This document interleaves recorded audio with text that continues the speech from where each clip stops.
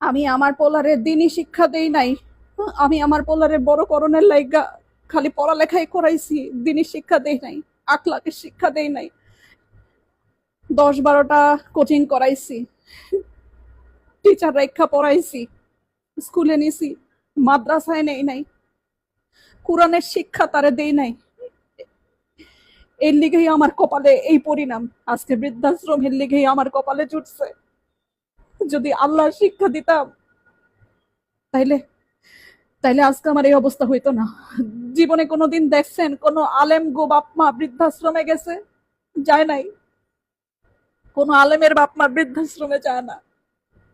যায় আমগো মতো যারা বাপ মা স্বশিক্ষায় শিক্ষিত কইরা উচ্চতর ডিগ্রি দেই, তাগো পোলাপানরাই এক সময় বড় হইয়া চক্ষু ফুইটা যায়। আর তাগো পোলাপানরাই বাপ মারে পাঠায় বৃদ্ধাশ্রমে। আর নাইলে সুদূরে গিয়া বইসা থাকে, বাপ মার খেয়াল রাখে না, খালি নিজেরটা বুঝে। এটা একটা মায়ের আর্তনাদ, একটা মায়ের কথা। আপনারা এই ভুল করেন না যে ভুল আমি করছি। পোলাপানদের দিনই শিক্ষা দিয়েন, পোলাপানরে আল্লাহর রাস্তায় পাঠায়েন, উচ্চ শিক্ষায় শিক্ষিত করেন, কিন্তু ধর্ম শিক্ষা দিয়েন। ধর্ম শিক্ষা না দিলে পোলাপান কোনোদিন বাপ মার মর্যাদা বুঝে না, কোনোদিনও বুঝে না। মনে রাখেন।